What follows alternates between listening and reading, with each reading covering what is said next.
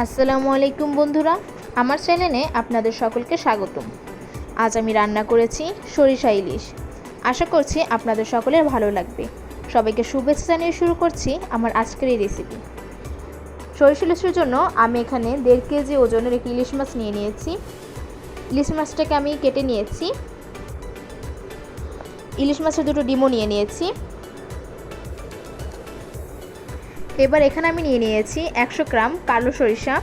আপনারা চাইলে সাদা সরিষাটা নিতে পারেন, আমি কালো সরিষাটা নিয়েছি। সরিষাগুলোকে ব্লেন্ডার করে নিয়েছি।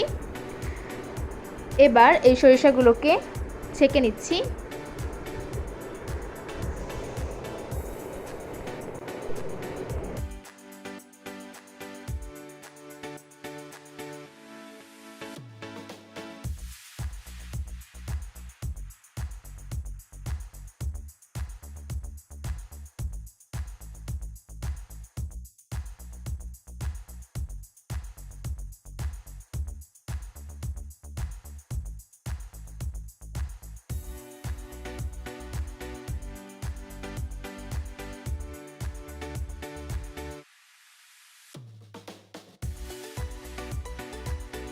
ছাঁকা হয়ে গেছে।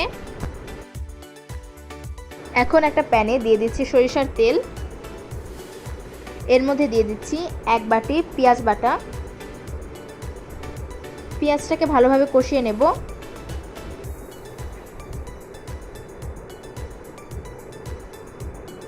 পেঁয়াজটা কষানো হয়ে গেছে। এখন এর মধ্যে দিয়ে দিচ্ছি 1 চা চামচ জিরা বাটা, দিয়ে দিচ্ছি 1 চা চামচ হলুদের গুঁড়ো, দিচ্ছি 1.5 চা চামচ মরিচের গুঁড়ো ও দিয়ে দিচ্ছি স্বাদমতো লবণ। এখন মশলাটাকে আবারও ভালোভাবে কষিয়ে নেব।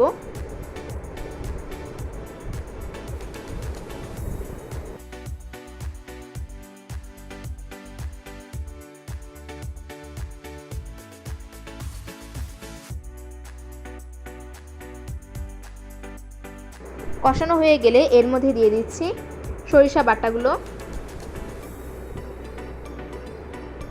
এখন আবারও একটু কষিয়ে নেব।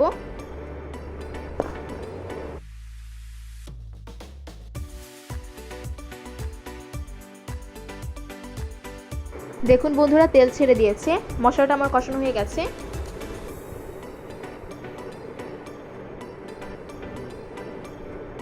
এখন এর মধ্যে দিয়ে দিচ্ছি ইলিশ মাছগুলো।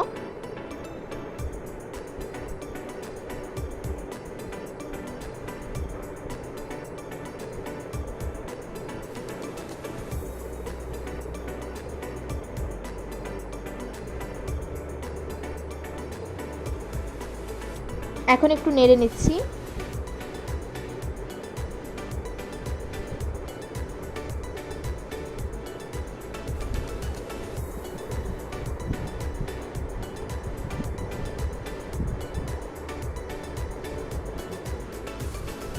এখন 2 থেকে 3 মিনিটের জন্য ইলিশ মাছটাকে কষিয়ে নেব।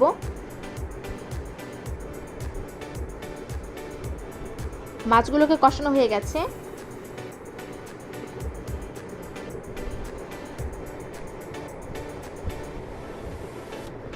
এখন এর মধ্যে দিয়ে দিচ্ছি পরিমাণ মতো পানি।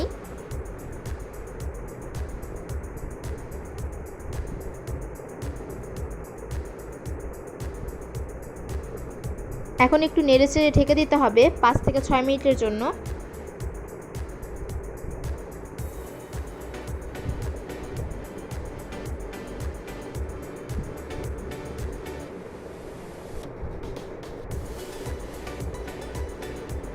বন্ধুরা, আমার মাছ রান্না হয়ে গেছে।